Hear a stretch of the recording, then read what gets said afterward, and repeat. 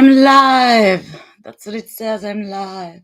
Hi, I am Becca Laurie Hector. I am your host of Growing Gratitude, and I am here every Monday at 11:30 a.m. Eastern Time with this very live stream that you are joining right now. So welcome to it, you guys. I moved us. I don't know if you watch regularly, but if you are a regular watcher, I have us moved a little bit today. So as you can see behind me is my desk, and that's usually where I'm sitting. But I don't want us to get stuck there. I don't want the energy to get stuck there. I don't want to get stuck there. It's my live stream. It should be more than just sitting at my desk. And so here we are, not sitting at my desk. Too cold outside for taking us out there. It is like 30 degrees outside here in Maine, and too cold for me to take us out there right now. But I figured at least get us out from behind the desk. So here we are in the other part of my office. And I've kind of set us up for a little chat here today. And I think I like this setup because what was annoying me was the boring background. So maybe this is where we'll be from now on. I have the computer precariously stacked, as one does when we're trying to get the proper height when we're not sitting at a desk. So we'll see if I can replicate it next week. But here we are elsewhere in my room. And ready to talk about gratitude, which is where we talk about the things that are challenging to myself and other autistic adults alive right now, right? And what it is we can do to motivate ourselves through the next week, to get through the challenges of the past week. What did they teach us? What can we take with us? All of those things. And then all of the little glimmers in between, all of those other good things that keep us motivated and grateful until we reach our goals. And that's where we are today. So welcome to Growing Gratitude. Welcome to the other portion of my office. And we will have a little chat here. Thank you, Bill. Bill says it's a creative tableau. I feel that way. This really feels more like my personality than when I'm sitting at my desk. So, just a little window into a little bit of me, right? Any case, here we are doing our thing today. And I'm going to talk to you a little bit about where I'm at today and what my challenges were for the past week. So I think it was last week, pretty sure it was last week, I talked to you guys a little bit about looking for patterns in our lives, right? Looking for the busy times versus the slow times, and the times of day for us that we have energy and don't, and just all of those kind of bigger meta cycles that we have going on. That is just sort of natural. It's what happens out in nature, and it's what happens for us as human beings. So we talked a little bit about that because I have been going through a busy cycle. I have been in one of my kind of busier times of the year. I want to say that it happens to me about twice a year, in the early fall, September, October, and early November, and then again in like March, April, May. Right around there. So like twice a year, I get super, super busy. It is not something that I control. It definitely comes from the energy of the outside world and all of those things. But I really just have been aware of it. And so I've just been in a busy cycle myself. So with that, I said, okay, well, how can I adjust to it? What can I do? And I just want to let you know I survived. Hello, I've survived. I am sitting here in this last week of October, and I am through the brunt of it, ladies and gentlemen. I am through the heaviest portions of my busy cycle. I made it. I survived. I made some adjustments. I had lots of really tired days. But I kind of knew it was coming, right? And so I've been kind of prepared. That is not to say that I am undamaged goods as I sit before you today. I am not, right? I pushed myself really hard. Last week alone, I did 5 presentations in an event. Okay. And the event, of course, I had to do I put the whole event together, period. So it was heavy, stressful, right? And so that was a really, really crazy week last week. And so on Monday, I was sort of meeting with you guys and talking about those cycles because I was staring it in the face. Peace. That is what was happening. But I'm no longer staring it in the face piece, right? So I'm on the other side of it, and I am exhausted, but I'm still standing and I'm still here, and I still have the energy to do this today. And that tells me I did something right in here in preparing for these big cycles, right? And kind of knowing that it was coming up, especially as you guys know, I was sort of already in like a beat down, almost burnout state. And so it was worrisome, right? So a lot of the things that I did worked. A lot of the things that I had no control over happened, right? And I had to kind of roll with it. But I really learned this past week, and this is my giant gratitude, is this year I really learned to trust in my future self. And I know that sounds absolutely absurd when I say it out loud, but it's not. And for those of us who are neurodivergent, especially those of us who are late diagnosed, right? There's a sense of confidence that it is to say, I trust my future self, right? And what I'm trying to do through that is to say to myself, listen, you've done a lot of work. You've worked on yourself. You set up boundaries. You've created lots of places in your life where you're in control of a lot of things. And so there are going to be things you can't control. But I trust in all the work that I have done. I trust that my future self will make very smart decisions. And by trusting in that future self, in the here and now, I can relax more. Right. So every time I would get all uppity about all the things that I had to do, and so much of it is not in my control, right? A lot of the times I'm not running the event and I don't get final say. And I have to do a lot of showing up when other people are asking me to, and all of those kind of things. And so it was not a week in which I had a lot of control of how it all rolled out. I just knew I had a week of obligations, right? But being able to say to myself as much as possible, I trust future self to get through tomorrow's event, or I trust my future self will manage this presentation well, or I trust my future self to know when it's time to rest and when it's time to stop. Right. And learning to trust my future self is my gratitude for this week. Because what that did was it eliminated the excess energy that I was putting into anxiety. Not eliminated entirely, right? Because of course we still want to be prepared, but it cut out this huge chunk of anxiety just by saying, you know what, I trust me. Me will be just fine when me gets there. You know what I mean? And me will make good decisions and smart choices. Me might make a mistake, right? And if that happens, that's okay, because I also know how to recover from those and how to get up well from my mistakes. So no matter how I looked at it, saying, you know what, future self is going to take care of that. I'm going to take care of present self now. My eating and my sleeping and my where I'm supposed to be, right? All of those things. And that, my dears, was the key to last week and survival. I am beat today. I usually have Fridays are not usually a day where I make myself very busy. I do a lot of like catching up work on Fridays and not a lot of meetings on Fridays, but that was not the case. So I'm short, kind of off my routine. I had a lot of crazy things disrupt it. I had a lot of things that could have gone wrong that were not in my control. And yet here I sit before you because I gave that to my future self. I gave the belief in my future self to me as a gift.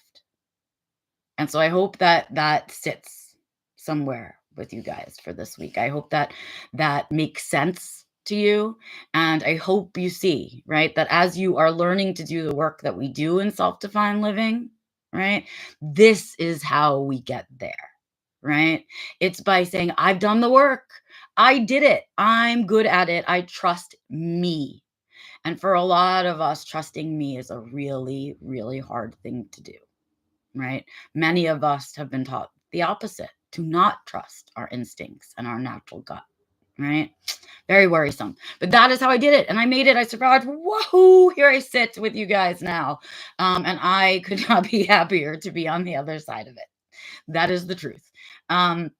Anything, it's all over and done with. It's been put in the history books. And so there's no changing how it went down. That's it. I'm done. I'm on the other side. And that leaves me still, right? Because past me, great job, past me. It's the other thing about this game is that past me gets a little gratitude too, right? Way to go. I trusted you. You did it. Look at us go. I can do this again. I can again trust future self to get things done, right? So it was a really pretty good week for an exhausting week, but I'm definitely feeling it today. I've already had to reach out to some folks and say I'm not going to be on time with a few things today because I'm really feeling the brunt of what happened last week. I've set up an extra day off this future week coming up. So in anticipation of knowing how I would feel after last week, I've got an extra day off coming this week.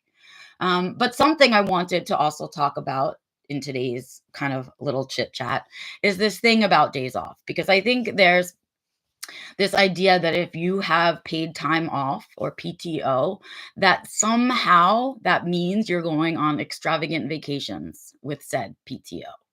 And that is not the truth for most people who are barely making, or are making average incomes or below average incomes. And it's certainly not true for people who are disabled, right? We save our PTO for flares and burnouts, right? And crashes and all of those kinds of things. So I do have PTO and I am exhausted and should probably use it. But of course, I know that I don't have control over the rest of the outside world and how it impacts me, that I certainly can't really bank on taking those days off. Right. And so it's interesting. I have a lot of meetings with a lot of people who are not disabled. And often when they find out if I'm taking a day off here and there, oh, it's about time you took a day off, Becca. You must be exhausted. Blah, blah. Oh, I'm exhausted. And trust me, I need a vacation and would love the luxury and privilege of having the finances to go on said vacation. But that is not my reality. Right. And when people do that to me, it's a little microaggression each time. Right. Oh, where are you going on your time off? Nowhere.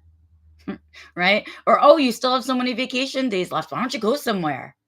I can't, right? Because tomorrow I could have a flare. Tomorrow I could go into burnout. Tomorrow, right? And I am not afforded PTO for burnout and crashes and flares, right? I'm afforded PTO for what the average person uses PTO for. Right. But it is not the case for disabled people. And so we have to balance these days off in a totally different way than the way that non-disabled folks balance their time off. They go, oh, it's Thanksgiving coming up. I'd love to take some time off around the holidays and take some time off around the holidays.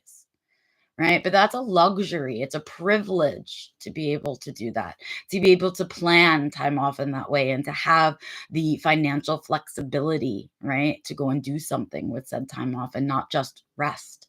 Right. The reality for disabled people is that even around the holidays, we're using probably even more of our spoons and energy than during the regular part of the year. And it's an even more exhausting time of year, right? And even more of a reason to take PTO to just lay in bed. And I think that's something that the greater universe needs to understand, the greater society needs to understand is that when you ask about PTO in that way, you're making a lot of assumptions and you're really backsided insulting people in a way, right? It's a little microaggression each time. And so I want us to really just think about that and think about the way we think about time off as disabled people as compared to what we are sort of told PTO should be from the outside world, because it's not our reality. So I want to validate that for anybody else out there who's feeling like, man, I've got a good chunk of PTO. I'm feeling really tired. I wish could take off time when I'm not tired so I could actually do something with my time off. But that is a luxury I am not afforded. And I don't want you to feel alone in that, because you're not, right? My PTO is for recovery. That is what my PTO has to be used for. And until disabled folks are treated a little differently around our PTO, AKA we get things like unlimited PTO, as long as our productivity is there, we're going to be stuck in this and we're going to be non-vacationers, right? Not only is it more expensive for us to exist, $17,690 to be exact, more expensive to be a disabled adult in America today, but we have to use our PTO differently. And so I want to set that example for you guys. I want to show you that the other disabled folks just like you are not going on luxurious vacations or spending lots and lots of time doing fun things with their time off. They, like you and me, are taking their PTO to recover, right? And are using it in times when they are not well. And so don't feel alone in that. And as you're watching other people go through that holiday time, don't feel, I don't want you to feel pressured and sad around that. It is our reality, but you are not alone in it, right? You don't have to buy into what they're trying to shove down our throats. It's just not true. And it's not a sustainable way for us to live. right? Because what that ends up meaning is we take off time for vacation to go do something fun, which means we come back even more tired than we were when we left. And there's nobody there understanding that we need time off from our time off, right? Nobody gets that we need time off from our time off.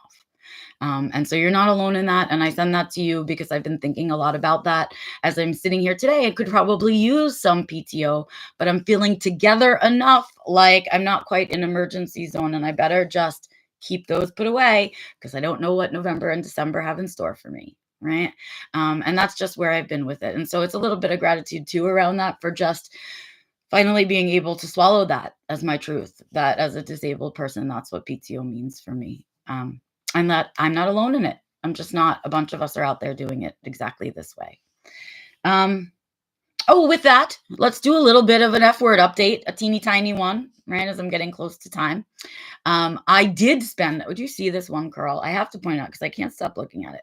My hair cannot decide whether it is curly or straight or just a messy mop all the time as I continue to grow it out. And I'm trying to bear with it and understand it for who it is. But it is making me crazy because I have some really cute curls that are so curly and some things that are just like, nah, not really. We'll see what's happening with it. I'll go a little further until I can't take it anymore. But anyway, enough with that. Let's do a little F word update. And the search continues, right? I'm sort of moved into the next phase with my F word, and I've got a nice list of F words that are close, but not it. I think I'm close. I think I've narrowed it down to a couple.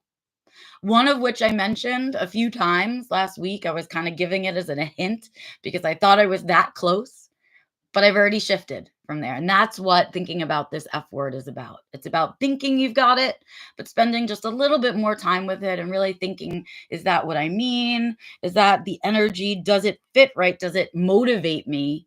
Does it feel like the right word or the right saying or the right? Or am I just close? And so I really, after last week, felt like, so close, so very close, but not quite there. I've narrowed it down to 2 words. I'm going to tell you that. I've narrowed it down to 2 words. They are 2 F words, one of which I mentioned last week. The other I have not yet said out loud.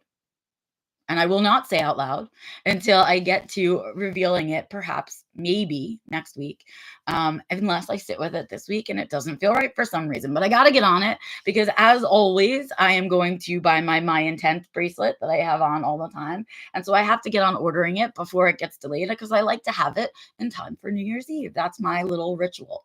I hope you'll spend a little bit of time thinking about this week, what you want your theme for the new year to be, and when you want to start it, and what you're going to do to carry your reminder. I do my intent bracelet. You can do whatever works for you. Post-it notes all over the place, right? Whatever is your bliss, right?